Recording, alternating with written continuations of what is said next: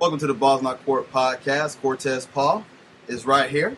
Kevin Carter to my right-hand side. Hello. Joining us today is not the weekend correspondent, but the weekday correspondent, Mr. John Oral. How you doing today, John? That's right. I am the Jose Oquendo of this podcast. I can fill in anywhere and be useful. If you don't know who that is, Cortez, Jose Oquendo was a Cardinals utility player that played everywhere in baseball. Yeah, I don't watch too much baseball, so I'm not going to pretend and say that here. Listeners, we're sorry about not being. What's a good basketball player that played for 1,000? Shaquille O'Neal. Yeah. He can fill in whenever you need a. Well, the rainbow. I'm Big Shot Bob. Yeah, Rob Orr. Yeah, okay. I'm the Robert Orr of this podcast. Yeah, wherever I go, it's winning. There you go. Okay, so he fits an analogy for John gave us a perfect analogy for our baseball fans that if they listen, and now our basketball fans, which we surely have more listeners that like basketball. Guys, to our listeners, we're sorry it's been a while since we did a podcast. John and Kevin was actually going to do one on Saturday, and some things come up, but we're here and we'll get something out here. Better be lucky because we were going to go. You want to talk about what John did? John spent 9.5 hours down at the county jail bailing out a member of the United States government who decided to make a bad decision. Now, for those of you who are listening, I will tell you, and it goes without saying, don't drink and drive. So leave it at that, but don't drink and drive. I'll get off my soapbox. Not because you could run the risk of killing somebody, that's there too, but if you're an asshole enough to drink or drive, some poor bastard is going to have to wait a Saturday out and waste his Saturday waiting for you to post bond. So, drinking and driving is not good. It's not, yeah. Will hate your guts. Exactly. So, well, my soapbox for today.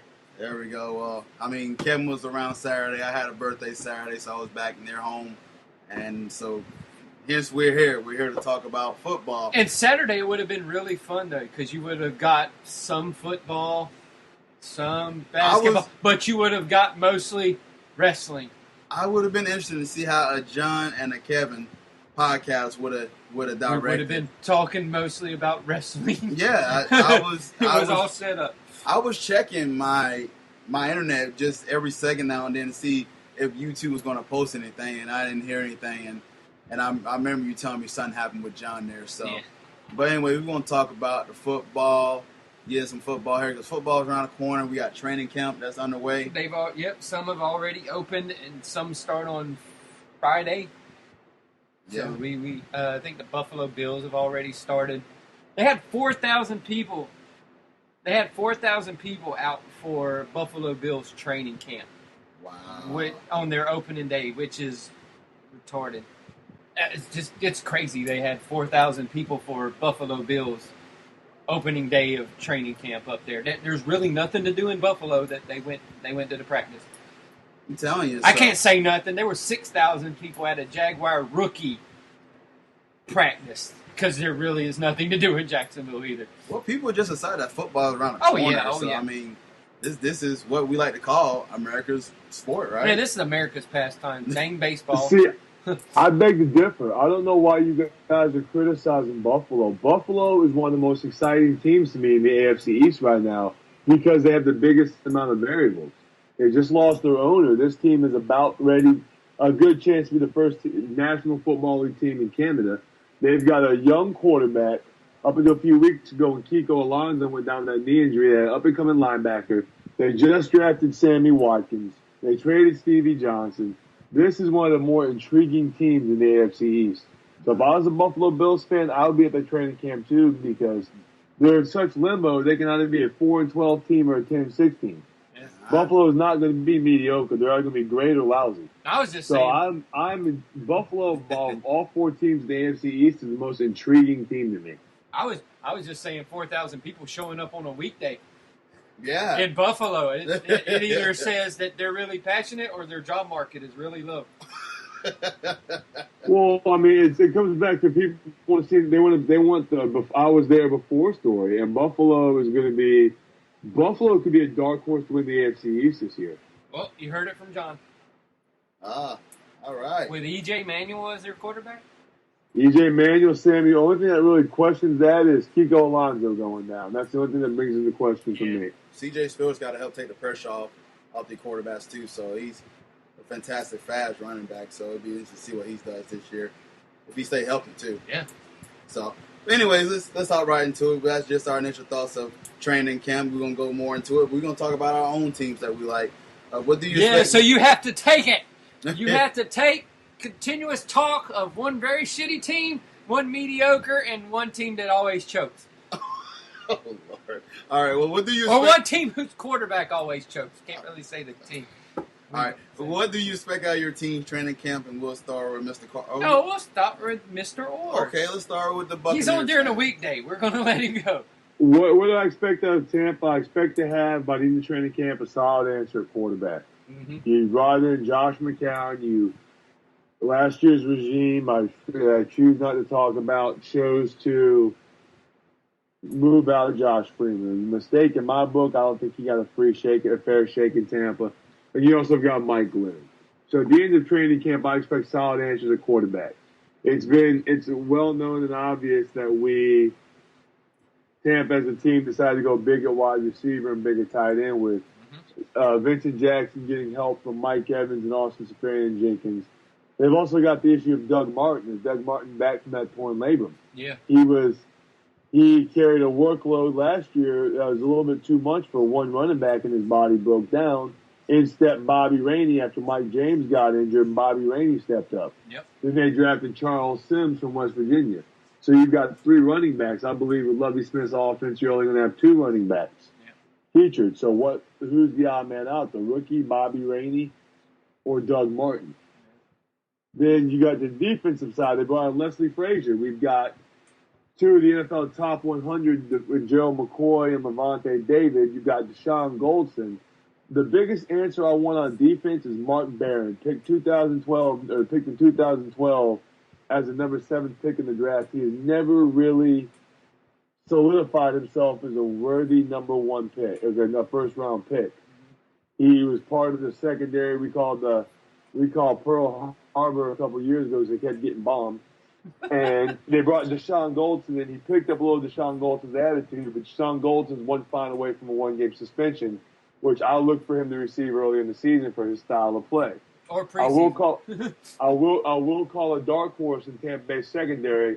Look for second-year defensive back Jonathan Banks to make the Pro Bowl this year. Ooh. All right, and you hear again from Mr. John Orr. So what do you think the weakest part is, John? Probably the secondary? Well, they've added some help in the secondary. The weakest part of that team right now is under center. Oh, okay.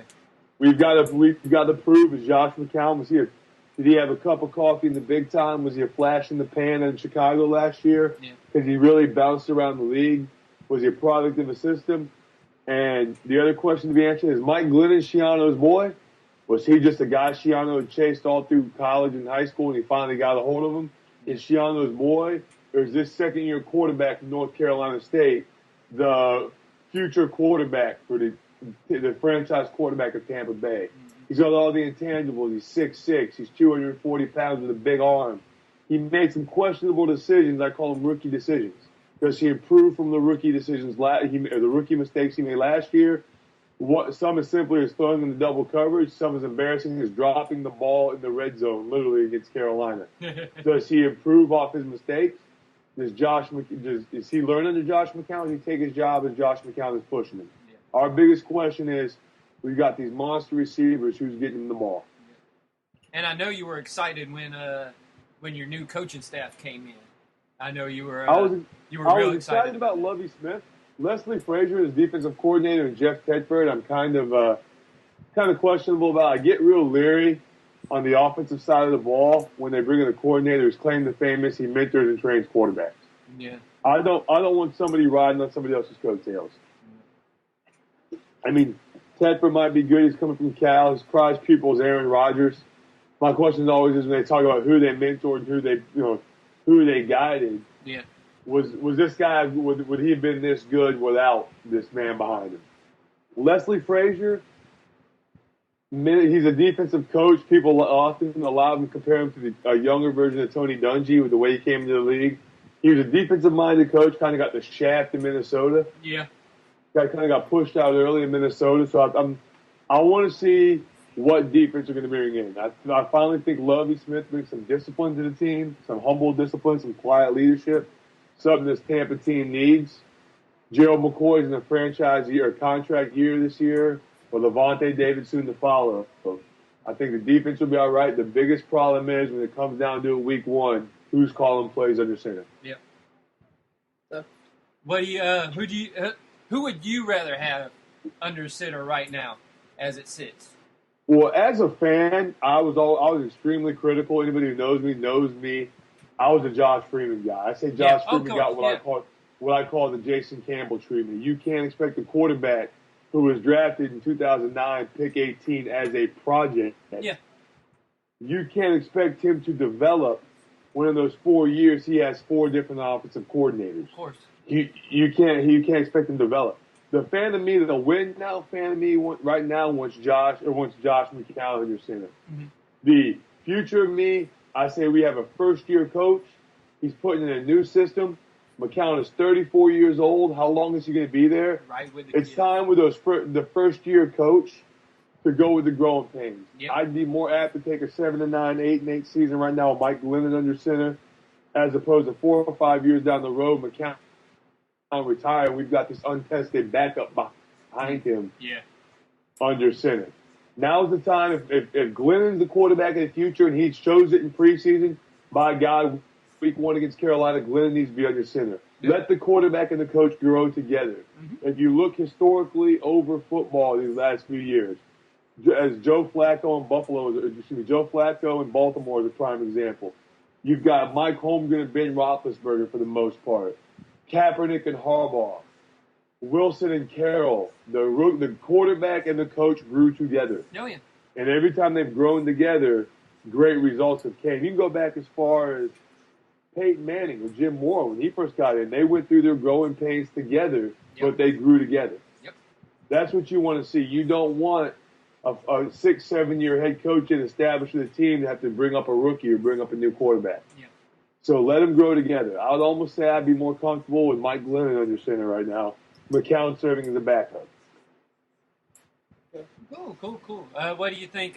What do you think record-wise y'all may be this year? Well, the records. Y'all in a tough division. Let me read how we start off, because the record. When I read the record, they always come around my birthday, and I call it a birthday gift. Yeah. Because it's the start of football season coming back. But when I read our schedule this year, I think myself, along with every other Bucs fan, cringed. Yeah. It is a brutal, unforgiving schedule for a 4-12 team. As I'm pulling it up right now, you're preaching to the choir on that. We will open up in week 1 we'll open up at week 1 with the Carolina Panthers at home. Then we face the St. Louis Rams at home. From there we go to Atlanta on a Thursday night, at Pittsburgh, at New Orleans, and then Baltimore going into the bye week. Oh. 3 of those 4 games on the road. Then we come out, we got the Vikings, Browns, Falcons, Redskins, Bears, Bengals, Lions, Panthers, Packers, and Saints. They weren't nice to y'all at all. Not to mention we have to go to Detroit, go to Carolina, and go to Chicago in November. Anybody who knows Tampa knows they're horrible in the cold. Yep. On top of that, I'm looking at our schedule right now. We have, not counting the Carolina Panthers, we have 4 teams that won their division on our schedule. As of right now, with the first-year head coach for Lovie Smith, given his track record, I consider a successful season with Tampa Bay, is what I'm going to call it. Tampa Bay is a 7-9 football club this year. That's right around where I have them. Which divisions were y'all playing again this year? We play the AFC South. AFC North. North, yeah. And then we have the Falcons, Rams, Redskins, Bears, Packers. Looks like the NFC North as well. The NFC North, yeah. But then we have a game with the Rams and a game with the Redskins as well. Oh, of course, yeah.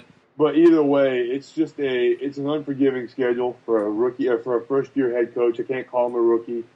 And given what it is, 7-9. This is a successful season for Tampa this year. Yeah, because ever since they changed the schedules around, used to if you finished last, you in your division, or if you had a bad year, you would get an easier schedule. But now that they switched it around where you play a different division each year, it just depends on what year you go into. That is an unforgiving schedule. Not to yeah, it's mention, we start out 3 of our first 5 games on the road against perennial tough teams: Atlanta, Pittsburgh, and then New Orleans. And that insult to injury coming back home, we have the Ravens. Yeah. That is not a very forgiving first 6 games. If we got that 3-3, I'll be satisfied as a fan. All right. Well, this is the fun time of year. Yeah, this is. So, I'm going to let you go. Want me to go? I'm going to let the guy coming off the disappointing Super Bowl, yeah. The disappointing Super Bowl that we got to relive on the Deadliest Catch the other night, while the Deadliest Catch people were all rooting for Seattle because all of them were really from there. They were reliving the Super Bowl on there. I almost wanted to call you and tell you to come watch, but it would have been too painful. No. Well, let me just say this here. I was very excited the fact that we made it to the Super Bowl after watching us lose to the Ravens the year before on that ridiculous Hail Mary catch. And the crazy thing is I did not watch it on TV. I was at work and I heard it on radio, so I had a little backup on my feed. So I'm thinking like, okay, we're going to the Super Bowl. Because I remember I texted you. Yeah. And you were like, I was like, dude, did you see that? And you were like, I'm at work. What happened? I'm like, dude, the Ravens just won on a bomb. You were like, shut the fuck up. Yeah, I was not excited. But the fact that we got to the Super Bowl and, we had offensive records, offense numbers, and, basically the top passing offense and the top offense in the league as far as numbers wise. Yeah. It was just impressive what Denver has done. But on the other side, Seattle on that defensive side of the ball, and I bought into the Denver Broncos because as people always said, defense wins championship. And I, as a fan, I bought into it like, well, this is a different team. We got Decker, we got. You heard what came out, didn't you? Thomas, we got who? Where they said Denver, some of the Denver guys were scared of some of the guys on Seattle. I believe it. I believe it, and the way that when the ball snapped on the first possession, I said this is not going to end well. But as far as that, I'm sick of living in the past. That's when Peyton was going. Yeah. Somebody had to come up behind me. Can I defend Cortez about this Peyton Manning thing, please? I'm notorious for making jokes about Peyton Manning choking. And Peyton Manning is often labeled a choker, but in the Seattle game, he didn't choke. No. Like they like to criticize Rich Gannon for choking in the Super Bowl against Tampa in 2003 he under the similar situation. They knew every you're under tremendous. They get under tremendous fire because of the numbers he had. But the thing is, if you look up drop passes in the Super Bowl, Denver had 13 drop passes in the Super Bowl. They were scared. And they want to criticize Peyton Manning for the interception. Oh, well and good. People fail to realize, and this drives me crazy because they fault quarterbacks for this, that interception came off the tip ball. Yep. What's the thing they teach you from middle school football? If it touches your hands, you better come down. Yep. Peyton Manning took a bum rap for choking. He didn't snap that ball. That pick was a deflected pass. He did the best he could. Now, will I say Decker, Demaryius Thomas, and some other ones did have a deer in the headlights look? Absolutely. Mm-hmm. Peyton Manning takes a bum rap for his performance. People forget Peyton Manning 4 completions in the Super Bowl. Yep. Demaryius Thomas had 13 catches. Still lost by 100. Where's everybody else? Well, So I mean, they want to critique and criticize Manning. Manning did his job. That defense. He wasn't the one that gave up 43 points. Yeah. Well, If you want to get technical and fault the offense for anything, the offense is not. Well, you kind of saw. They're on the hook for 9 points. So yeah, granted they couldn't score against that defense. Oh. Yeah, we're here. Go ahead. Go ahead and talk about your team. Okay. So this is what I get here is that while we had a great offense, our defense was near the bottom. Suspect. Like we had a good pass rush defense, decent, but our passing defense was horrible. If it Your wasn't secondary was yeah. I mean, Chris Harris Jr. was the only viable one I can think that was a contributor to that team. That's the only one I can think of. And then he got hurt, and then we lost him. So that was a problem where we trying to plug players in. Yeah, we had Brain, and then Champ came in, and I love Champ. He's one of my favorite Broncos players I like to watch. I got his jersey. It's still, and I got to upgrade that jersey now because he's not on the team anymore. But I understand that he is older. Upgrade to somebody who's going to be there for a while. Yeah, I'm probably gonna go with Von Miller. no, like I said, get somebody that's going to be there for a while. Yeah. Go after one of the receivers or your tight end. That's what I'm saying. I'd probably go Demarius or I like Von Miller too. I like Von Miller. Besides the whole incident that he had the year before that got him suspended with him testing positive and stuff. Hey, don't get me started on that. No, I'm not. But I really think that Elway has focused on defense because as I know, pretty much he upgraded. He had T.J. Ward. He added DeMarcus Ware. He added Aqib Talib, who played for the Patriots and also for the Bucks. Mm-hmm.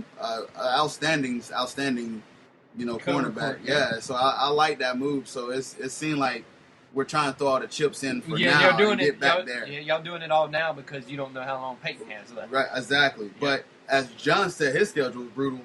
Boy, our schedule. We all have brutal schedules. Yeah. But see, we have to play the NFC West.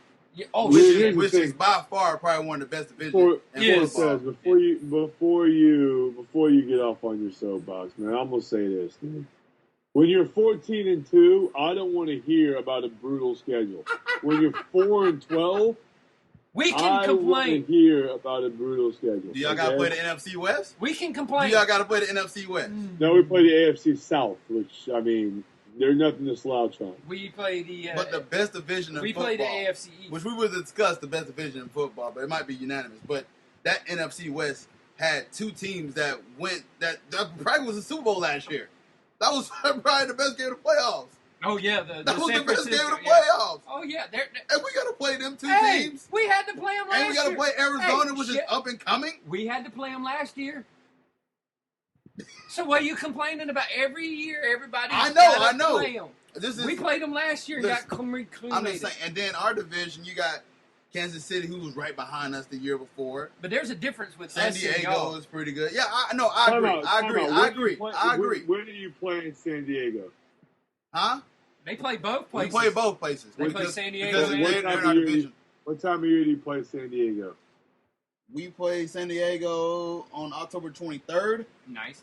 And that's going to be at night, 8:25. Is that at San Diego? That is going to be at Denver. Okay. And then we play December 14th at San Diego. Oh, even sunny. So we'll be nice and sunny over there. But that's what I'm saying. Listen, I'm not trying to disrespect y'all teams.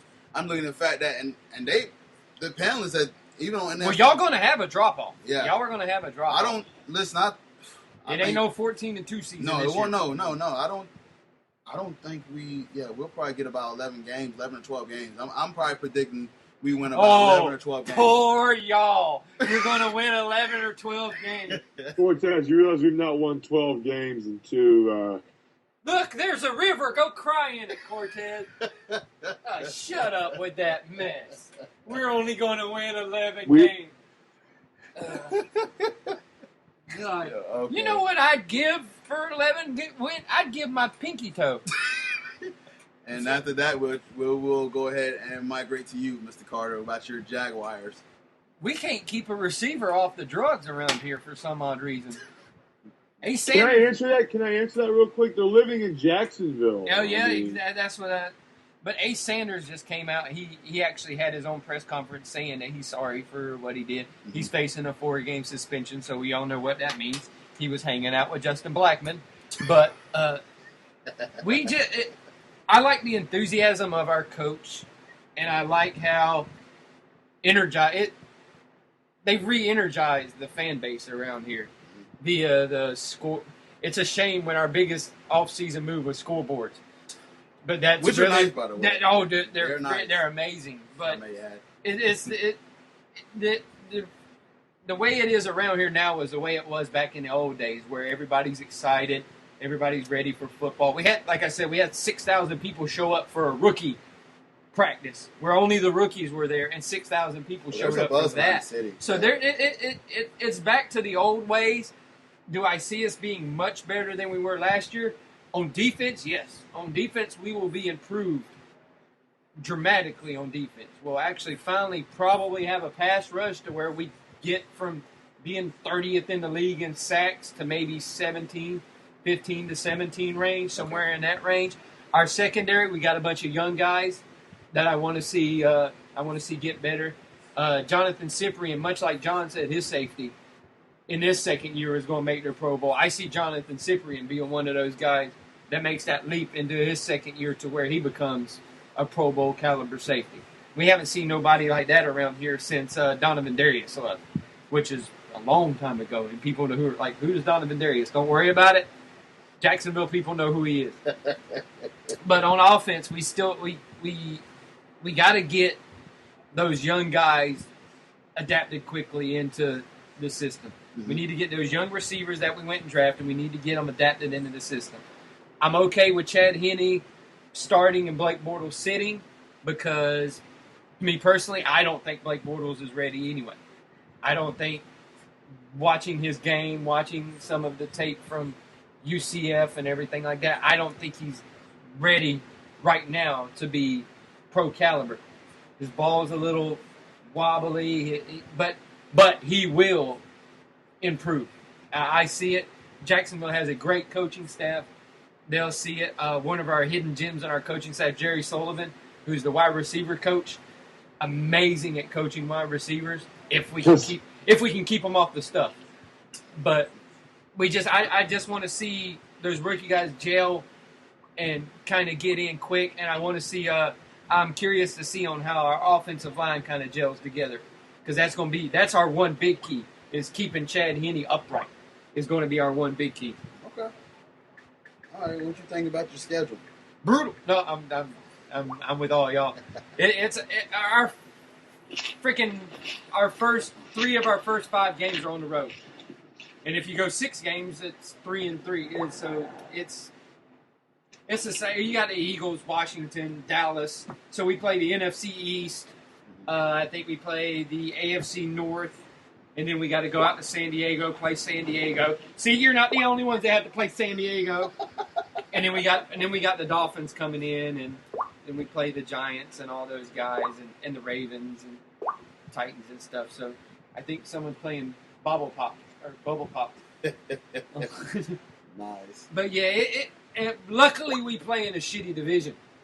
So when you have the Texans, the Titans, no, really the only good one is the Colts. I see us actually finishing second in our division this year, and I see us improving pretty well. I see us getting 7-8 wins. 7-8 wins. Yeah, 7-8 wins. Because I think that's if we split with the Colts and we get the rest of our games, we could be a playoff team.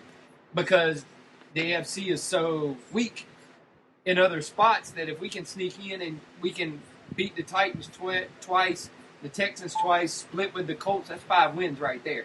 Mm-hmm. So, and you got to think we got the Giants coming in, who they're on their downslide, and then you got the Browns and the Dolphins, and all these are winnable. A lot of them are winnable games. So I'm just hoping we sneak in here or there, maybe 7-8 wins at the most 9. Okay. Nice. And that's just because I'm banking that our defense is going to be that much improved that we can tighten up on a lot of these teams that are suspect on the offensive end that we're playing. Okay. All right. Well, the next question I want to ask: which team in the NFL has the most pressure on them? And we'll start with you, John. Which team in the NFL has the most pressure on them? It really depends on where you go. You could say Denver after their lackluster performance in the Super Bowl is facing a lot of pressure, but I'd say no because there's likely to return. The team with the most pressure on them right now honestly has to be at the other end. It has to be at the Houston Texans. They just went out and they got Bill O'Reilly. But they did nothing at quarterback. They should have drafted the quarterback then with Javion Clowney, even though they already had J.J. Watt. They've announced that Ryan Fitzpatrick this year is going to be their starting quarterback. Which gives me hope. This is a team that has a lot of pressure on them to perform. I would definitely say that is one of the teams. And the other team with a lot of pressure on them is the other team in Texas, the Dallas Cowboys. Yep. That sits a lot there. A lot of fans are screaming for Jason Garrett's head last year. Miraculously, he saved his job. They turned around. They didn't draft Zach Martin. They didn't draft Johnny Manziel when a lot of fans wanted Johnny Manziel. Jerry Jones is at the age he's getting that Al Davis status about him. I've said it before. I'll say it again. The Dallas Cowboys will not be a competitive team again until Jerry Jones is no longer with us. The Dallas Cowboys stand with the most pressure on them. It's America's team. They're going on 3 years in a row where they've lost the division on the last week of the season. As if I was a Cowboys fan, I find that very hard to stomach. So the AFC has to go to the Houston Texans because they were the worst team in football last year. They're injury prone. We let them slide. They've got their most prolific receiver in Texans history saying, "I don't want to play there anymore," and they've done nothing to improve their status. The Dallas Cowboys, on the other hand, they have a coach in Jason Garrett who's not really ever done anything to solidify him as a coach. He's someone who's hanging on to Thanksgiving Day glory from 20 years ago when he was a player. I don't think he has the players behind him. I think he really serves because he's a yes man to Jerry Jones. And if something's not done there and things aren't executed, America's team might be vilified. So in all reality, when it comes down to it, the Dallas Cowboys have the most pressure on them this year. Interesting. What about you, Cortez? I'm going to put on the Denver Broncos. I'm going to put on my team. Whenever you get a Cowboy player, Peyton Manning, you have these expectations to go to the Super Bowl. Mm-hmm. I mean, I'm just saying that when you see Peyton Manning, you think of at least a shot at the Super Bowl. And so we go out there and make these moves here because I take a look at the offense. We average a league best in 37 points per game.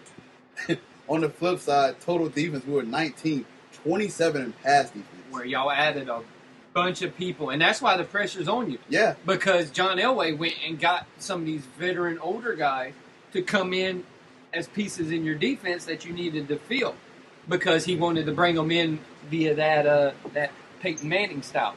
So I could see where you would say the pressure is. We lost Eric Decker and No Sean Marino, so we're putting a lot of pressure on. You lost all No Show Marino. Yes, he left to the Dolphins, I believe. Truth be told, Monte Ball might be the future of y'all running backs. I think so. He had the coolest name coming out of college, the Wisconsin Winnebago. That all of a sudden made him one of my favorite players. Well, we also have Ronnie Hillman, but he just can't hold to the ball. That's the problem with him. The Wisconsin Winnebago is way to go. Man. No, I agree. I like Monte Ball. As Kevin was hearing me talk last year, that's who I wanted to draft. Like Monte Ball. You were like, I'm going to get Monte Ball. I want Monte Ball. So somebody else picked up Monte Ball.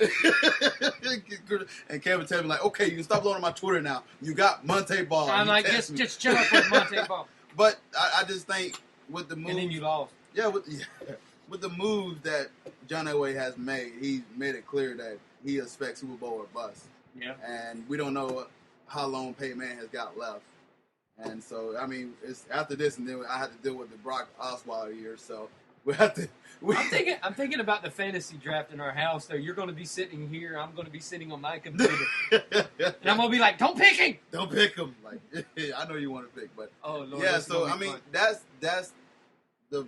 I'm gonna put on my own team because with those moves, we have a lot of pressure on us to actually go back. And I know as John picked on me saying, "Hey, you're a good team. You can't complain about your schedule." But yeah, I mean, I don't know. But that's my thoughts. My Broncos are definitely got the most pressure on them. So I'm gonna go ahead and pass over to Mr. Carter here. And I'm gonna go with somebody that just was in the Super Bowl a couple of years ago, and people. I'm going to go with the San Francisco 49ers. Ooh. Giving Colin Kaepernick that big, gigantic deal, hearing some of the rumblings about their coach and everything, there's a lot of pressure on the San Francisco 49ers to either make it back to the Super Bowl or to win the Super Bowl. And I think with everything that's come out with the Harbaugh stuff and everything like that over there, them paying Colin Kaepernick an obscene amount of money $60 million for Colin Kaepernick. I just think there's a lot of pressure on San Francisco to get, especially with Seattle, the little brother of the division, as they've been late going to the Super Bowl and winning it. I see that pressure now shifting over to San Francisco to try to get over that hump. Plus, I wanted to be different, and I thought San Francisco sounded real good. No, that really is good. I agree with you there. Then they the whole Alden Smith incident too is that dude was just an idiot. Yeah. You can't say that word in an airport. No. But then he got off with nothing happening to him and everything like that. So, but it's just one distraction after another, after another, after another. They don't need. But I think there's a lot of pressure on Harbaugh, especially with all the stuff that's coming out about him over in San Francisco and everything like that. His brother won the Super Bowl too. Yeah. Oh, yeah. His brother. His brother beat him. Jim Harbaugh has habitually been a bully. Yep. Actually, comes down to is, and what San Francisco did by they set the tone by signing Colin Kaepernick. We just got off a lockout, but what we're running into now is you got 90 million, 100 plus. Say that one more time, John. So when Russell Wilson comes up, you got $100 million quarterback. When Russell Wilson comes up, what are they going to be paying for him? Yep. You set the trend by paying a one notch above mediocre quarterback to be better. Yeah. It's really making it unpretty for everybody around them. Yep. Well, let me go ahead and skim since you bring that up. Massive pressure. Let me skim to this question here. We'll get into that. John, to you first. Buy or sell? Mike Brown, the Bengals owner, stated that Andy Dalton should get Colin Kaepernick money. Buy or selling this? I'm selling. One reason. Look at their stats. They've both been starting the same amount of time. How many playoff games has Andy Dalton won? Yeah. Yeah.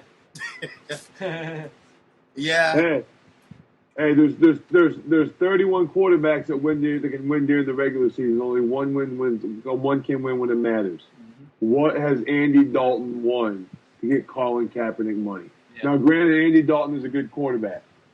He's a playoff quarterback. But you need to show me some wins in the playoffs your first couple of years before we start talking about Colin Kaepernick money. I thought it was ludicrous that Colin Kaepernick got that type of money. Yeah, he right. should. Andy Dalton has not won a playoff game yet. He got embarrassed at home last year by a team who backed into the playoffs in the last week of the season, and the San Diego Chargers. Yeah. What has he done to deserve that type of money? I'm definitely selling.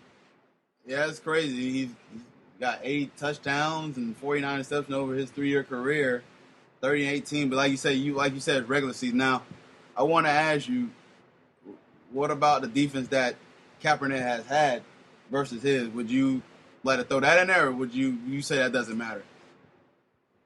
Defense is defense, but a quarterback gets paid to do what? Win games. Win games. Yep. San Diego's defense was not great last year by any stretch of the imagination. We can all agree on that. Yes.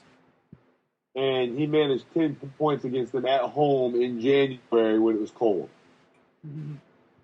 You can't blame the defense for everything. It's definitely a sell. I like Andy Dalton. I like the fact he didn't come from one of the big schools. I like the fact he was kind of like the new kid on the block, stand up to the bully at Texas Christian. I applaud the fact he was not a first-round quarterback. I root for him because of that. I remember the day the Bengals drafted him, they were heavily criticized for taking him. Even more heavily criticized for starting him. He has rewarded my... Gotcha. However, he has not won a game yet in playoffs. Start winning the playoff games. Start playing closer to February before you start talking about $100 million quarterbacks. Joe Flacco had to play through 2 contracts and get a ring before he got his deal. Yep. And he's made the playoffs almost every year but last year in his NFL career. Yep. Okay. Your thoughts on this, Mr. Carter? You buying or selling this? Oh, selling it. Colin Kaepernick shouldn't even got Colin Kaepernick money. Well, we all dropped on us when he got that money, right? Yeah, I was like, no, this is retarded. No, Andy Dalton shouldn't get it. Dalton shouldn't get it unless he comes out and they do something miraculous this year, and he comes and plays out of his mind and he wins the playoff games and he takes them to the Super Bowl. That's the only way he deserves that much money. Gotcha. I'm selling it too. I mean, even though his regular season stats is impressive, Retarded. and he has a great receiver in AJ Green. We can talk about that, but as the owner has said, I read a little bit more of the article. He thinks he's worth that much money, but he needs to prove to him that he need to make the talent around him better for him to get this contract. And like he didn't say anything about the playoffs, but I do agree with you and John both saying that he's got to figure out a way to win in the playoffs. Oh yeah. So well, and it's retarded the money that they're throwing around at these quarterbacks and stuff right now. And you got to look at another thing Andy Dalton is missing right now, and this will be the real test of how good he is. A tan. This is his first year without Jay Gruden calling plays. That's true. That is true. Ooh, interesting. That is true. All right. So on to our next topic. All right. Well, this one got Kevin all riled up here, but we'll discuss which coach is on a hot seat. According to USAToday.com, has these candidates: Dennis Allen of the Oakland Raiders, Gus Bradley of the Jacksonville Jaguars, What the fuck? Jason Garrett of the Dallas Cowboys, Rex Ryan of the New York Jets, and Mike Smith of the Atlanta Falcons. Kevin, I want you to go first, and I want you to dispel why Gus Bradley should not be on this list. He's in his second year of playing on a team that has got a second-year general manager, second-year coach, third-year owner. They're building the team. You don't tell a guy that's building the team and is getting praise throughout the NFL as being one of the new up-and-coming head coaches to be on the hot seat on your second damn year on the job. Whoever wrote this article, Lorenzo Reyes, that is the dumbest thing I have ever heard in my life. That a second-year coach is already on the hot seat. On a rebuilding team. What an idiot. Jason Garrett, yes. Rex Ryan, yes. Mike Smith, yes. Those guys, yes. Not a guy who's been there for 2 years. 2 years. All right, so out of those three guys. No, he's only been there a year. This is his second year. And he's on the hot seat already? Number one, we're happy to have him here. The seat is not even lukewarm in Jacksonville. That seat is still ice cold for that man. He is one of the people that you always hear his name mentioned as up-and-comers now. Everybody wants to run through a wall for it. Everybody likes the way that he coaches. And you're going to tell me he's on the hot seat? Then go suck an egg. What an idiot. Now, the question I want his Twitter account. Which one of these coaches do you believe? Jason Garrett! Jason Garrett's been on the hot seat for 6 years. I'm amazed his seat ain't blew up yet. He's the one that's on the hot seat. Him and Rex Ryan. Rex Ryan's never going to leave because New York likes him for some odd reason. But Rex Ryan is the AFC version of Jason Garrett. Have you realized that? Yes, he is. And he looks like John Elway if John Elway ever let himself go. Go. That's actually pretty funny. Yeah, but I don't. Those guys on the bottom, but putting a guy that's in his second year is just stupid. That's just, especially when you're in a rebuilding project and bringing in all this talent, bringing them in, trying to get them. See, look, they have one more year. The thinking is he'll have one more year, but if he fails to do that, he could be in danger of losing his job. Shut up.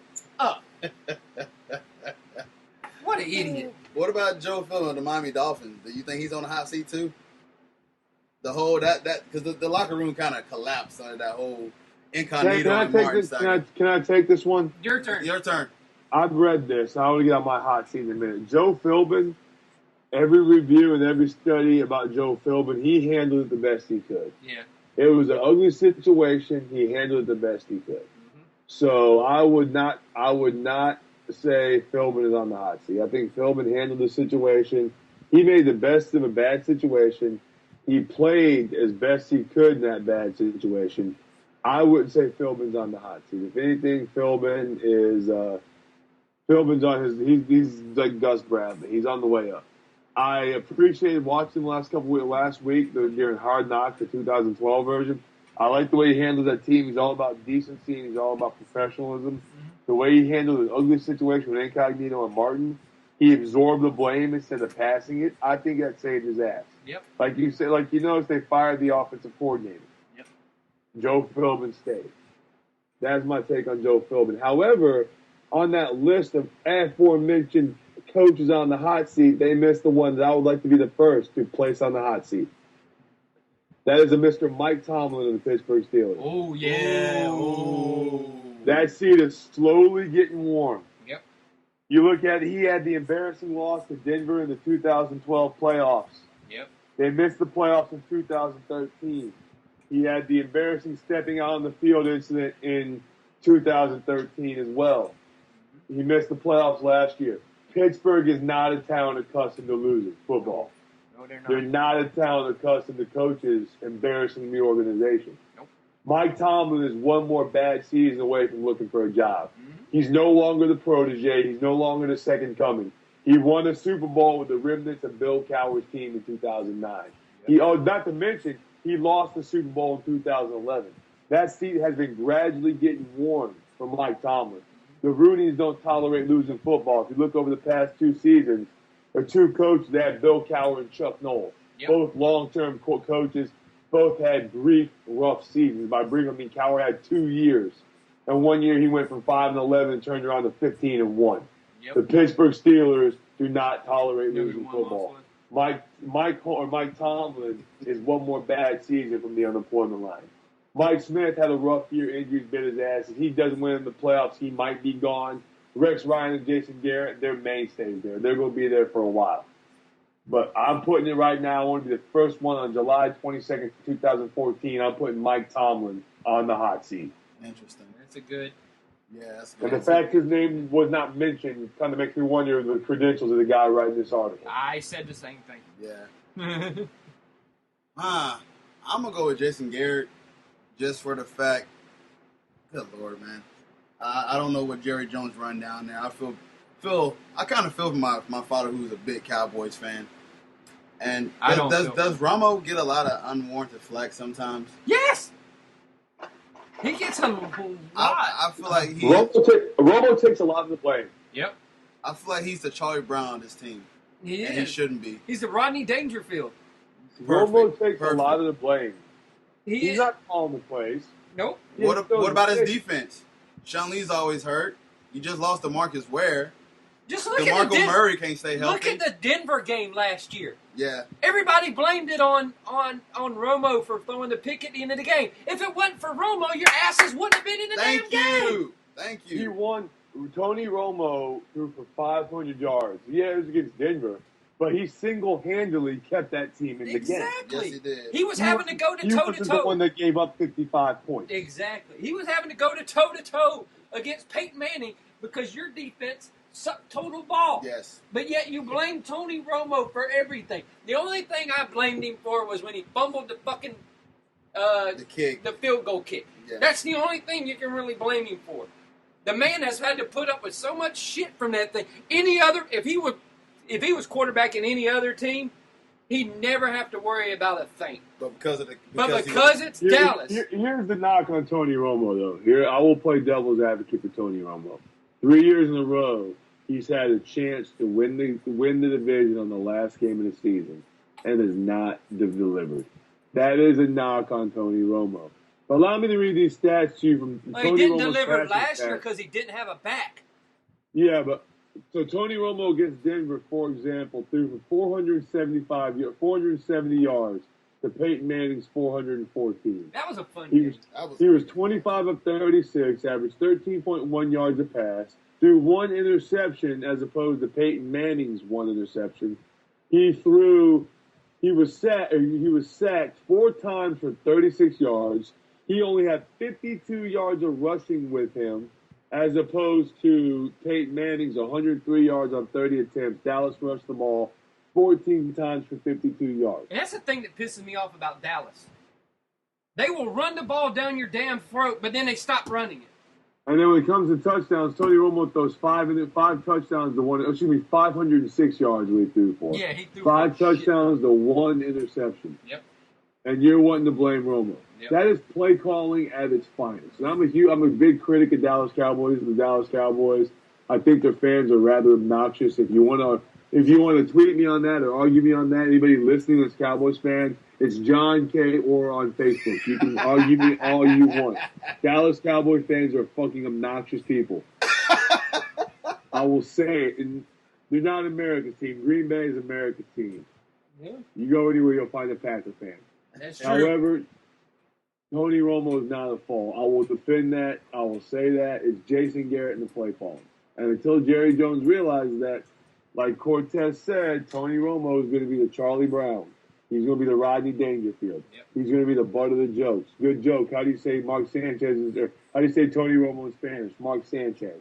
He's going to be the butt of the joke until people realize that. Oh, Lord. It's horrible. I would take Tony Romo in a heartbeat. Yeah. If they gave you a chance to get whoever, I would take Tony. I like Tony. Yeah. Tony is a good quarterback. He's a very good quarterback. But I root for him to fail down the stretch because it's so comfortable. Oh Lord, that's The memes on Facebook are worth it. they are so funny, but he is just an unfortunate target when he shouldn't be. But hey, he plays for the quote unquote America's team. So as John has said, you feel like that the Packers are America's team. So Nobody polled me when they decided Dallas was going to be America's team. I didn't get an email. Nobody polled me. You know, I'm really hawked off about that. All right, we're good. Should we take a break or should we? Go ahead and take a break. Let's power through, man. I need to take a break because I need to put a French bread pizza. Kevin need to take a break. All right, well, let's take a little short break. This is the Balls in Your Court podcast discussing NFL training camp.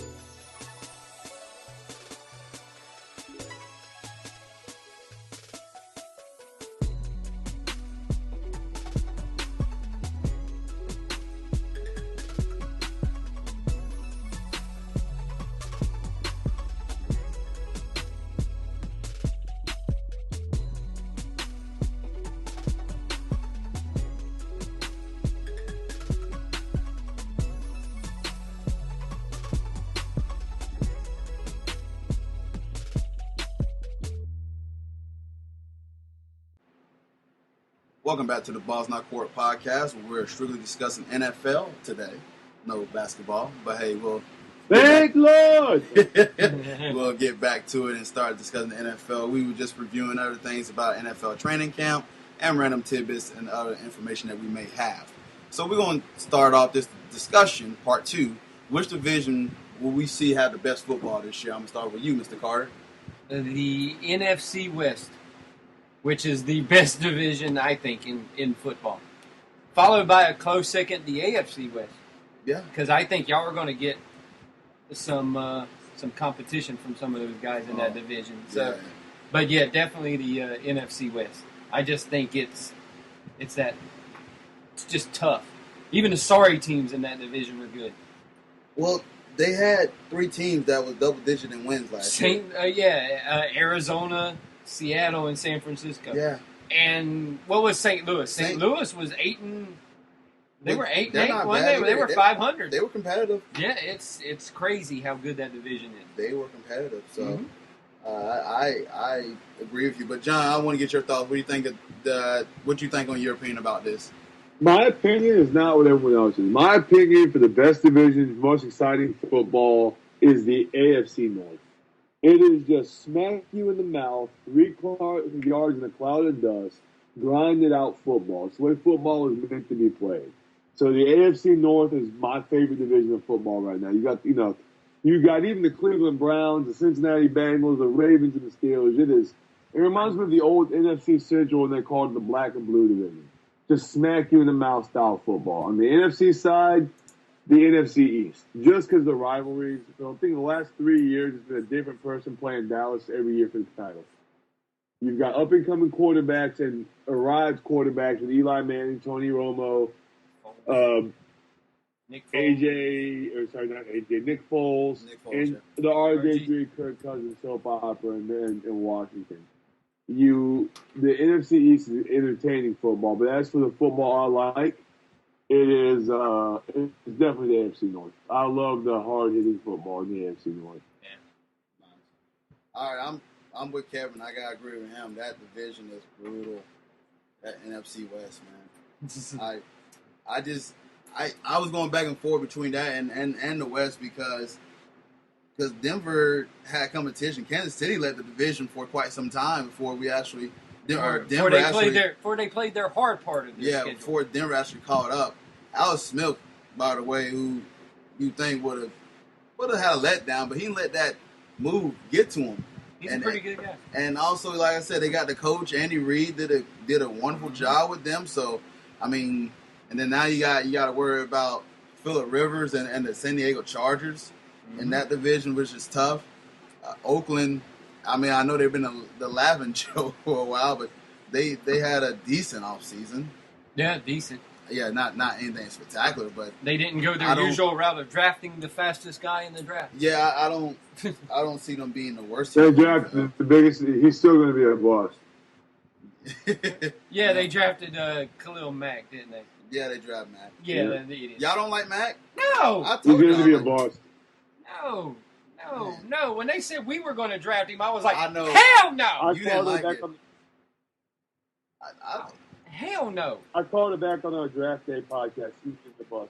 Yep, he's going to, and that's the one I said too. I just don't think he's not good as advertised, pretty much. No, he played at Buffalo, and they said he had a good game against Ohio State. Well, whoop-de-doo. He was the only guy running around against Ohio State. Everybody else was getting knocked on their ass so he could run around. All right, we lost 45-3, but he had a good game. Yeah, he had a great game. Like I said, the NFC North Division is always pretty tough. You got the Packers, Bears, Lions, and now the whole Vikings with their whole fiasco with quarterback. But we'll discuss that later. But, Bears and Packers rivalries are always fun. That game is always fun to watch. So that'll be an interesting Panthers and Tampa Bay starting to get a healthy rivalry. Yeah. Just because the roughness between them. And they don't like each other. Yeah, absolutely not. No, they do not like each other at all. No, they don't. I want to say, as far as my NFC South friends, including you, John, every time I see one of y'all play each other, I can't stand this team. Yeah, they just punch each other. I can't stand this team. Every time I see, I got a buddy that roots for New Orleans, and every time I play one of these 3 teams in y'all division, I don't like the Bucks, I don't like the Panthers. I don't like the Falcons. And I seen John like, oh my gosh, I can't stand him. So it's getting heated here. And that's how you want football to be. There's only a couple of teams I just don't like. Oh, the Seattle Seahawks are getting on my list because their fans, I'm doing the air quotes. They're new Their fans. fans have been obnoxious. Yeah, I know a Bucks fan that went up there and became a Seahawks fan. Well, now they're all which Cleveland, is unfortunate. Now they're all Cleveland Cavalier fans as well. So I was telling my buddy, like, how you gonna switch? Like, because I'm not happy with the Bucks ownership. Well, I'm not happy. I'm not happy with their new jerseys. Like, I don't understand that. I mean, I know we young I don't football lose here. sleep over it. I know you don't. Loyalty is dead. Yeah. And a great sentence there, Kevin. I totally agree with you. Loyalty dies a lot. But man, it's just good to be talking about football again. All All right. Yeah. So, true or false? Johnny Manziel starts over Brian Hoyer on opening day, and a reporter says False. Yep. False. I've been waiting for you to ask this question since I got the script for the show. For the love of God, it is false. Johnny Manziel is like the New York Knicks in basketball. He is focused on everything but basketball. Rolling 20s, partying with Drake, and we also have the character we call Mount Douchemore of Bieber, Mayweather, the Biebs, and freaking Tyrese Gibson with Johnny Manziel. This man is focused on everything but football. Mount Douchemore. If he goes in, I'll post it to the page. If he goes in and starts, Mike Pettit is signing his termination papers. Johnny Manziel is not ready. He might be physically athletic. He might be football. He might have a high football IQ, and he might be gifted. However, he is not mature enough to lead that team. The veterans on that team don't respect him, and it has been the freaking Johnny Manziel show since the day they drafted him. They will not follow him in a huddle. Johnny Manziel will not be the starter on opening day. He might not see the field all year unless Hoyer goes down. What do you always call him, John? What? What do you always call Johnny Manziel? Bizarro Tebow. There you go. Because every time he's in the news, he's the exact opposite. He's always for something negative. Yep. So Johnny Manziel is not going to be the starter on week one. It'll take a handwritten note from God Almighty for him to win that job in Cleveland. I don't even got to say nothing else. Yeah, it's false. He's not going to win that job. He's not. He. The stuff he does is just stupid. You are the most polarizing guy right now in football. You cannot do stupid things because you're going to get caught doing these stupid things. And your excuse cannot be automatically, well, it's my free time. I should be able to do whatever I want.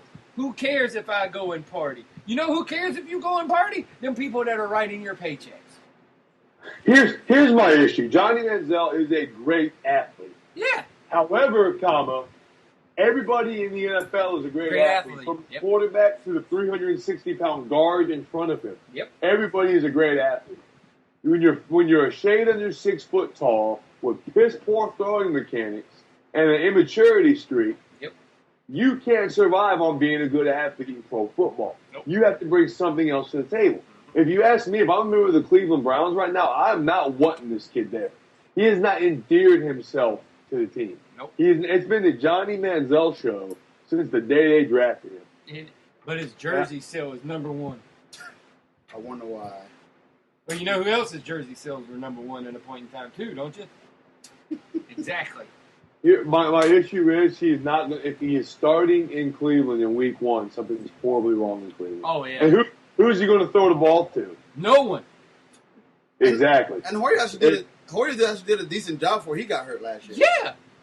Because he had somebody to throw to. I think Hoyer is.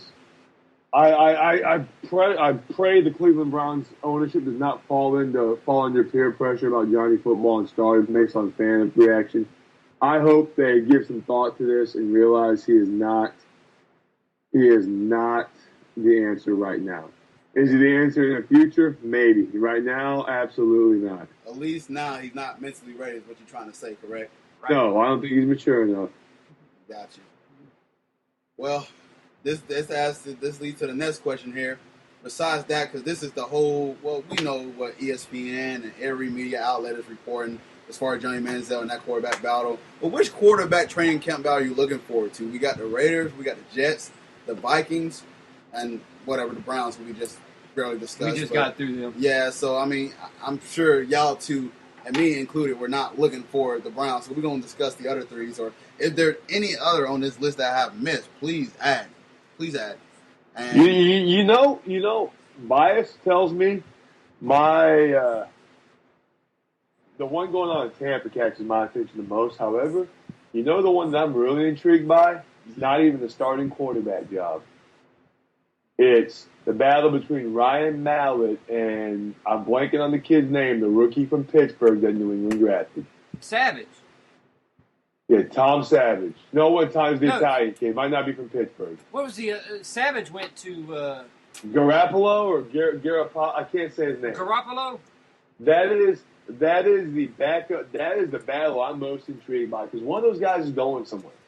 People have nipped and wanted Ryan Mallett. Houston tried to pick him up. The asking price was too high. Yeah. That one intrigues me the most because Tom Brady is going into his 14th year in the league. Yeah, Garoppolo.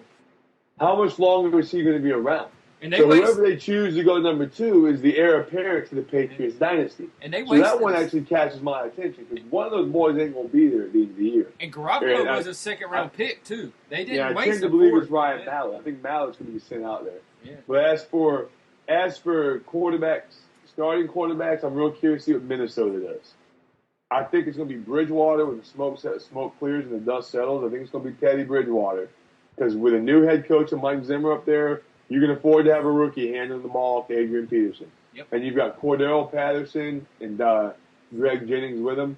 The battle in Minnesota between Ponder, Castle, and Bridgewater because it's a three-way dance. Yeah, I'm about to say they have a three-way dance. The glove.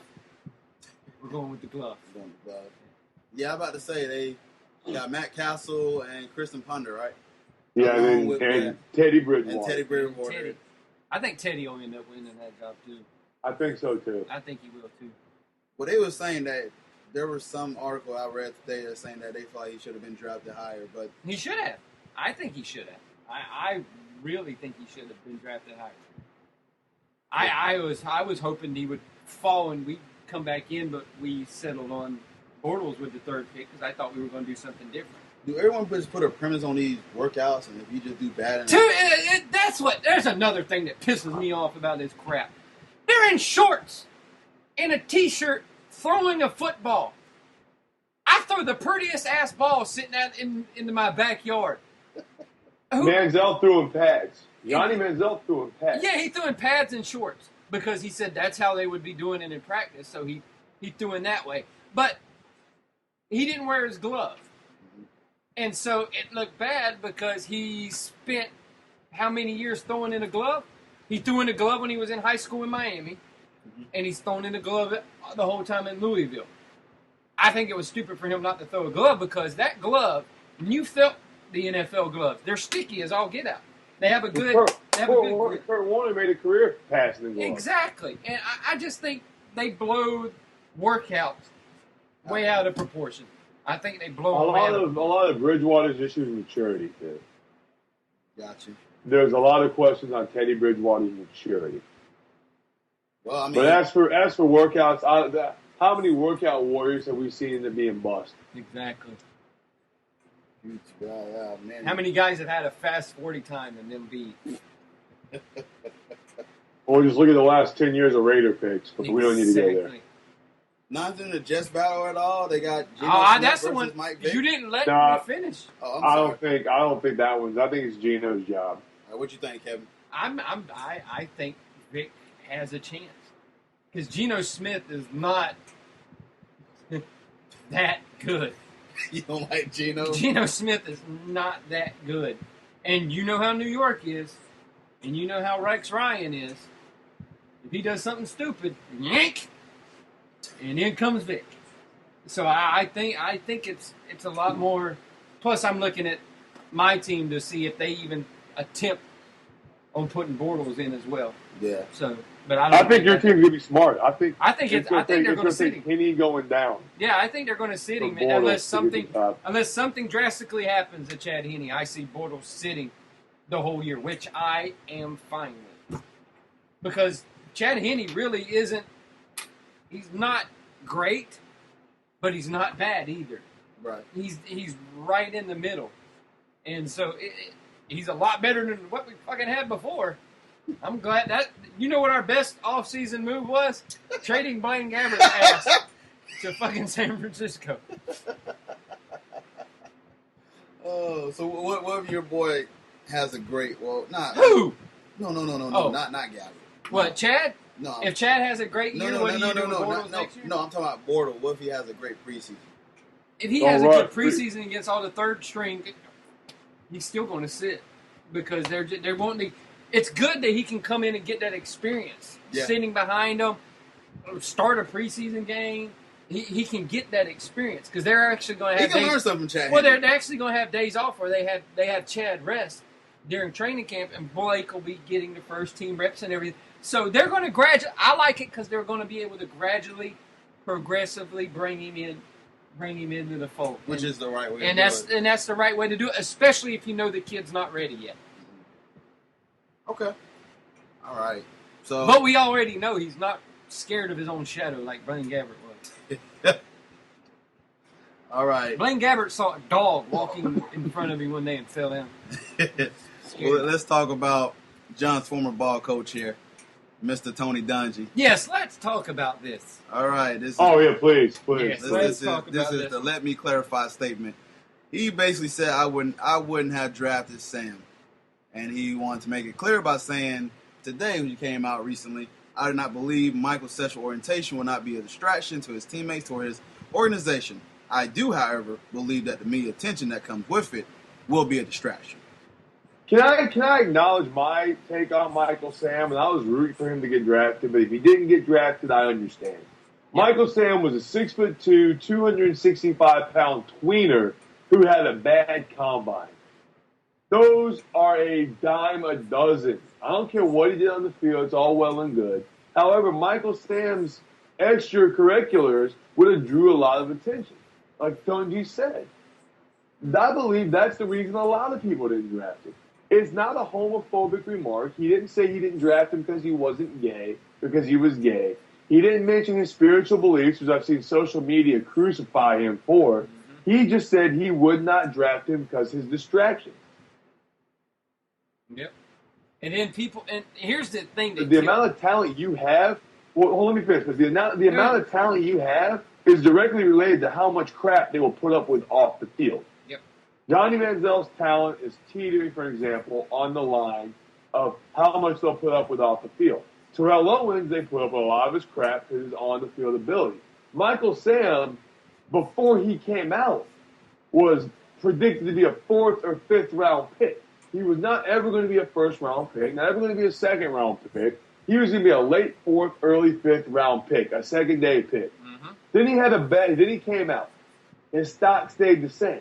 Then he ran a 5-second 40 and put up 17 reps on the bench. Yep. So he dropped to 7.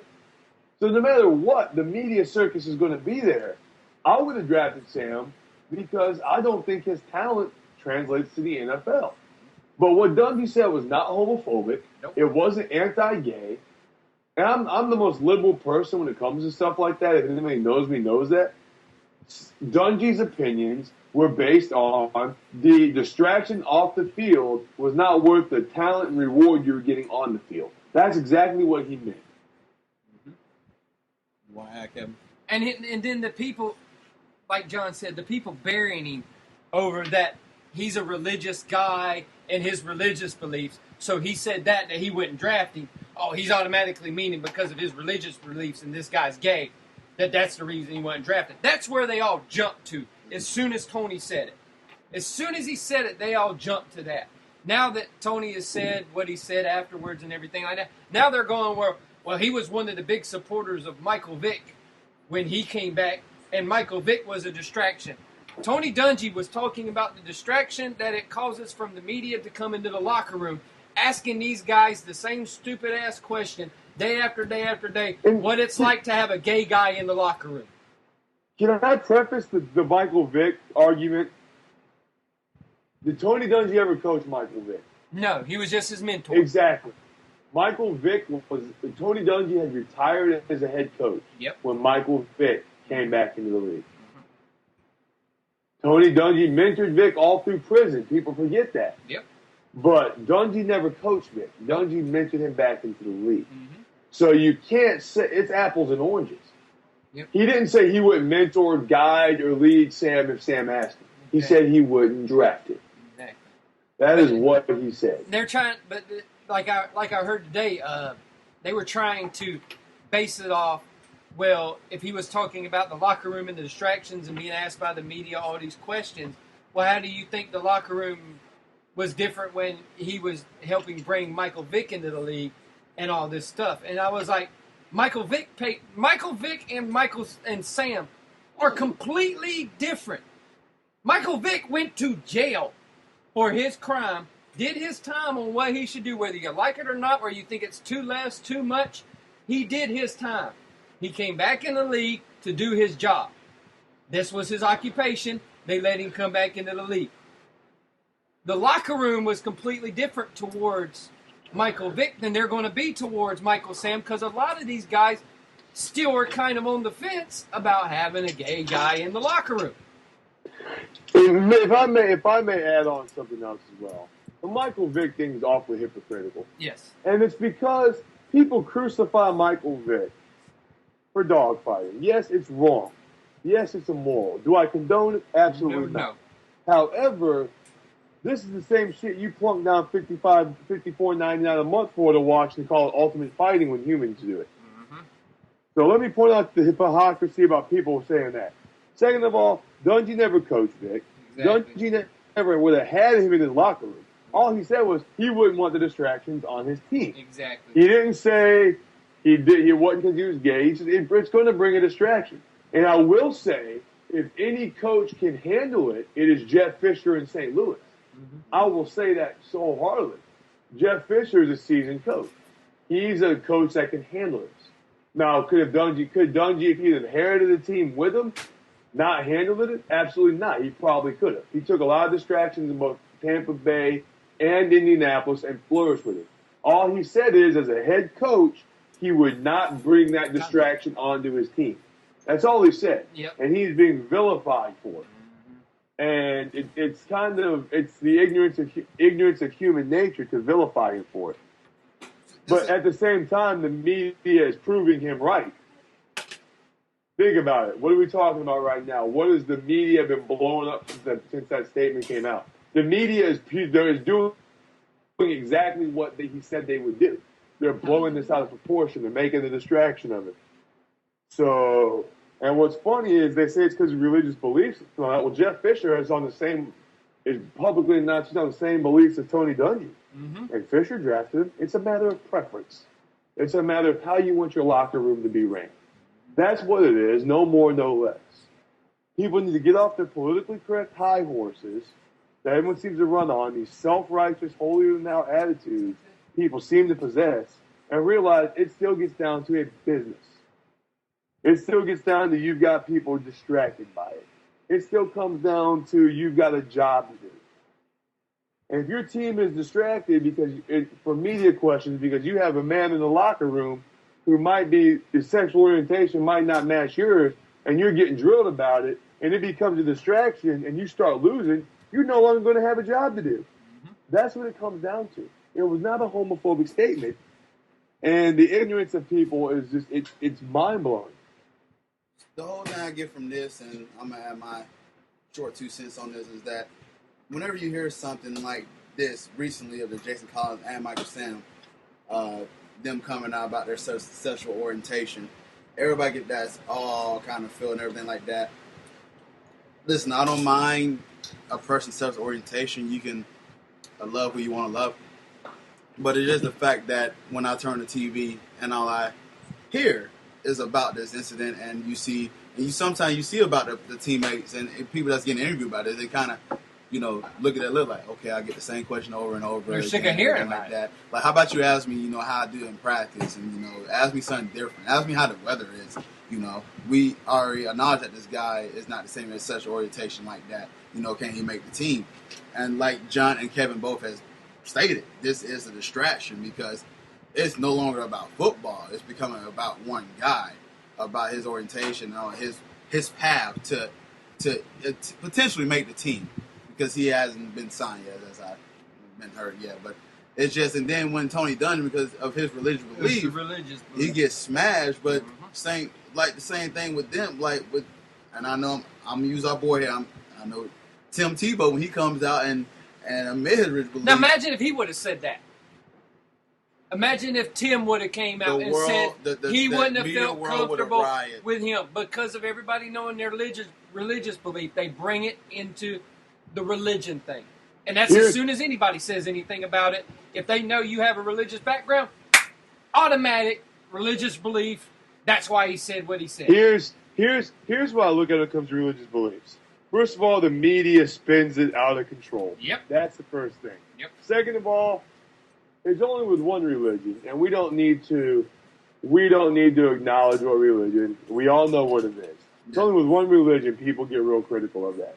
Because if you remember back in the 60s, Muhammad Ali went to jail instead of going to Nam because of his Muslim beliefs. He's now viewed as a hero in the eyes of most people. Mm-hmm. However, it comes down to the same monster creating these problems. That monster is the media. Mm-hmm. That monster is those are the ones that want to stir the pot. Those are the ones that want to create the drama. Those are the ones that want to cause the issues. It's a media issue. It's not a biblical issue. It's not anything else but the media. They're the ones stirring it up. And if you want to look at the humor behind this, Tony, they're proving Dungy right. Mm-hmm. Dungy made the comments, and that's all sports media has talked about for 24 hours. Yep. They have proven him exactly right. Yep. And when it comes down to last cuts, if Sam's still in the bubble and he gets cut, it's going to be a war. I want to do that podcast if Michael Sam gets cut. You're more than welcome, sir. Vote me for it now, because you're going to hear all these, they cut him. Whether he could or could not play is going to be irrelevant. He's either going to be, they kept him because he was gay, or they cut him because he was gay. It's not going to be, he didn't know the difference between a stunt and a slant blitz. It's going to be the sexual preference is what it's going to come down to. Yep. And that's a shame, because we were talking about a man who was the co-SEC Defensive Player of the Year last year. Yep. They're overlooking everything. Yep. And I'm tired of it. This world has gotten too intolerant. Yep. He voiced his opinion. Under no way, shape, or form was his opinion homophobic. Nope. And I'm trust me, anyone who knows me knows I'm extremely liberal when it comes to homophobic or homosexuality. It does not faze me here nor there. But I will tell you, as someone who feels like that, his comments were not offensive. It's nothing like what Jonathan Vilma said. Nothing like what the defensive back from freaking Miami said. Nothing like what Marshall Henderson said. It's nothing like what Tim Hardaway said when John Amici came out 7 years ago. He made an obvious statement. The distraction would be too much for his team. He made a head coach statement. Yep, pretty much. That's all he made. I agree. And I just hate that religion gets brought into anything that happens like that. Really it's an automatic. It's an automatic way of getting things that get talked about. And Tony and John was right. Look how much they've been talking about it online, or on TV, online. He was right. They're just going out and proving Tony right. That if he would have brought him, he wouldn't have drafted him, because if he would have brought him into this team, this is what it would have done. Yep. And just by those statements alone, look at what it done. Interesting. All right, let's move on to our last topic, and then we'll get into our rapid fire, our fun topic. But for this one to be short, but this is we got to change that, because all our topics are fun. Oh, yeah. Well, not all our topics are fun here, but I'm gonna go into this because, John, this one won't be fun for you, but it'll probably be a short answer. Buy or sell? Will Tebow see the NFL again? Reported to be working out with a coach to stay in football shape. John already gave his answer. Buy low, sell lower. He is done. He was a flash in the pan, a cup of coffee in the big time. He is done. If he did not get picked up last year with the injuries to quarterbacks, he is done. Toast. Gone. When your hometown team says, no way, Jose, he is done. Stick to broadcasting. Stick to the SEC network. Stick to plastering your mug over college football. You are done as an NFL quarterback. And I'm not just saying that because I have a personal vendetta against the guy who stole the Heisman in 2007 from Darren McFadden. Oh, no, I'm saying it as a football fan who understands and comprehends how much the league develops and changes in 2 years. Michael Vick was an anomaly, the fact he could miss 2 seasons and come back to all-pro status or Pro Bowl status. The league develops at such a fast pace. You're no longer the flavor of the month. You're done. Younger quarterbacks are coming in. You're done. He's done. When he didn't want to go to the Arena Football, when he didn't want to go to the Canadian Football League, when he didn't want to go to the World League or any place else to improve his passing game, he pretty much inadvertently retired from pro football. He will not be on a roster come opening day. Period. Sell. Kevin, buy or sell this. You said, will he ever see the NFL again? Yes, because he owns restaurants and they have TVs in them. Okay, will he ever be in the NFL? If he comes to the games in Jacksonville, maybe. He'll be in the NFL. You know how much I love the dude. But I don't think he'll ever be in the NFL again. I just don't see it. He can stay in shape. It's not like he really needs to come back because he's got money out the wazoo. He's doing well. And he's doing very well. He's opening up his own, basically, restaurant chains in Florida and around the area and everything. So he's doing well. He just bought a $4 million house in Jacksonville. So he's doing well, but I don't think I ever see him in the NFL again. If he does, good for him. Timmy, you're my boy, man, but I'm going to sell. Like I said, just broadcast, and like Kevin said, and Kevin's the biggest Tebow guy I know. And once he sells it, I'm putting my stock on the market here. I'm selling it. I'm selling everything I have right now. But wonderful person, like I said, and like I said, I was appreciative what he did in his run in Denver. You know, he did get us past. He had one Steelers. had one of the most funnest runs of any quarterback I've ever seen. Yes. It was one of those fun runs to where you were enjoying it, especially if you're a fan. Not a fan, not so much, wouldn't enjoyed it. Right. But I enjoyed watching him. It was mad. It was some of the stuff he did was miracles. It was Almost. Sort You of. mean that 5-yard slant he threw to Demaryius Thomas? I'm not just talking about the. I'm run? not just talking about the 5-yard slant. I'm talking about the other things where he brought them back with his legs. You mean winning the game in Miami with straight field goals because you couldn't get him to the end zone? Is that the type of thing you're talking about? No, that was. Was it the 45-10 beating against New England he took the next week in the playoffs? Hey, like I said, we did beat a Did he get embarrassed by Detroit at home? I mean, what was it? Because he was not a good quarterback. Oh, you get convulsions. Did John not listen to a word I just said, though? He wanted You start saying Tebow, I hear Charlie Brown speaking. Oh, Well, I said, I'm very appreciative. I mean, like I said, even though he did with his feet, we did lead the league in rushing that year. there you go. So, like I said, Enjoy that 8-8 record. hey, And a playoff win.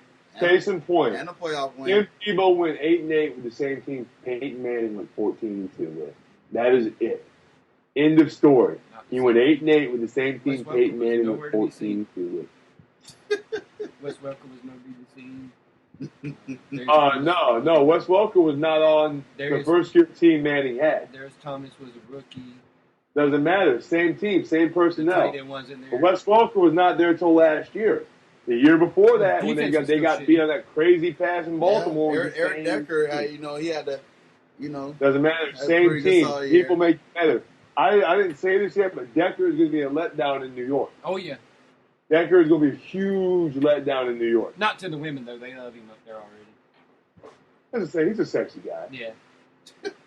Don't worry, I pulled my hair out with Decker, so I don't think he'll be much of a letdown like you think he would. Decker. But he will he would definitely have a fall off from Peyton to. Oh, well, you think? To Geno Smith. Yeah, now you got Geno Smith throwing you the football. Yeah, so it is what it is. All right, moving on to the next topic. I know we wanted to get that out the way. John is like probably pulling out the hair that he does have, and so let's keep it moving. But what's your real job based on NFL athletes? This is the topic that John, Mr. K. Orr has came up with himself. As I sound like Yoda, as I put Mr. in front of, I know, I'm so creative. But since John has came up with this beautiful topic, we'll let him go first. And it's, like he says, it's strictly NFL players. All right, the topic, since Cortez didn't get into it, the topic is explained like this. We're going to pick certain NFL players we like, and we determine based on things we've seen or ticks in their personality or skills they have, what their job would be if they were not playing pro football. So, what's your real job? It's a job, the thing I do at work all the time. And if you ever get bored at work, it's a good way to kill time for uncompany dollar.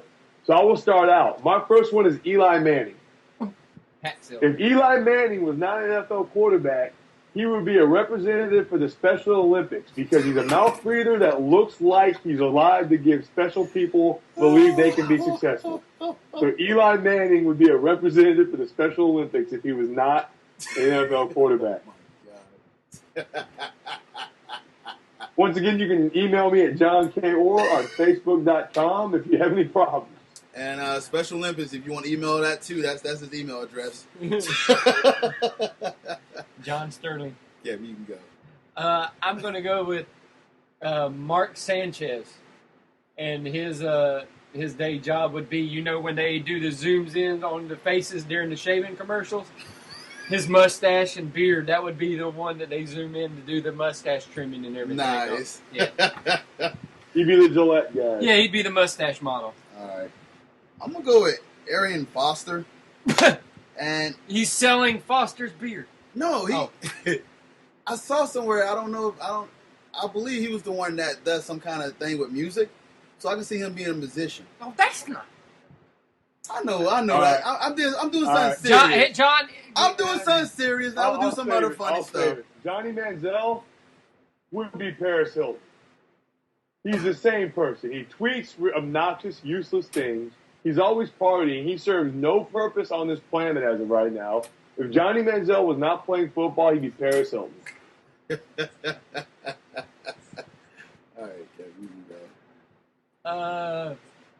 go. I'm going to go with J.J. Watt, and he would be a bug exterminator.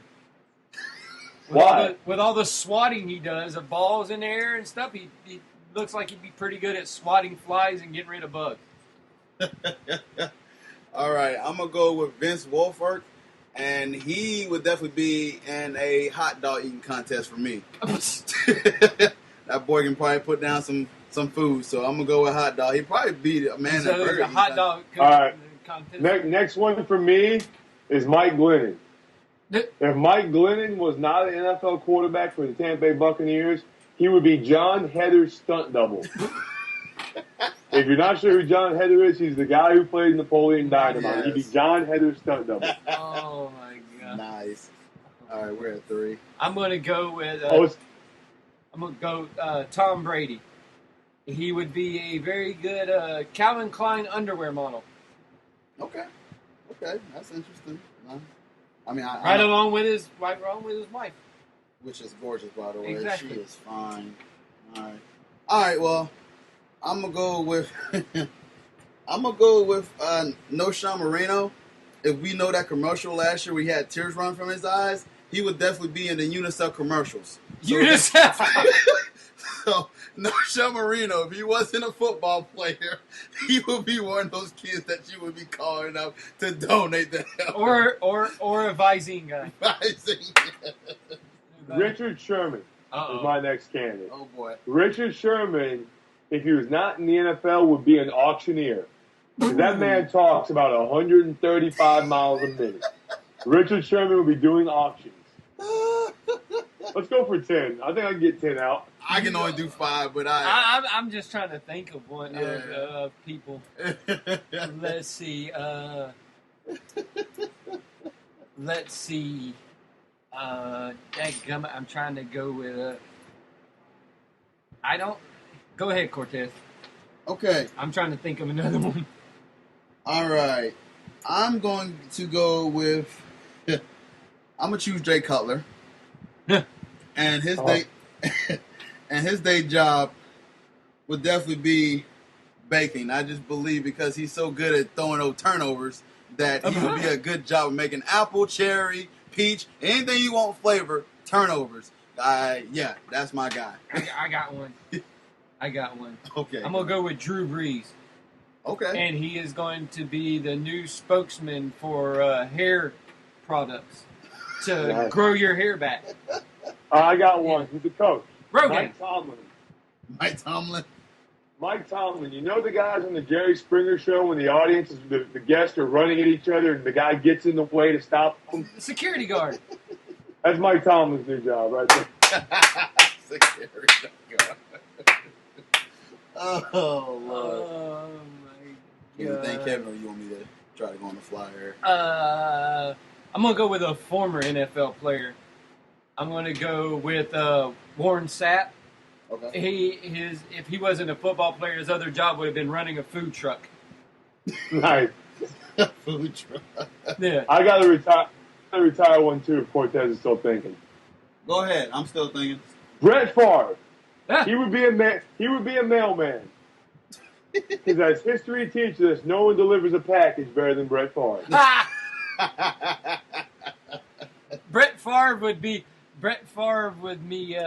the spokesman for that country the country dating website. Oh, FarmersOnly.com. He would be the spokesman for FarmersOnly.com. That is actually a pretty good one. Yeah. FarmersOnly.com. Yeah. Okay, my last one. And I'm going to go with Phillip Rivers. And what he would be doing, he was not playing football because he always yelling at people, man. He's always yelling at people. So I can see him directing traffic. Like, go to the left. Go to the left. Turn right. Across the guard. I got another one coming up. Okay. Adrian Peterson. Oh.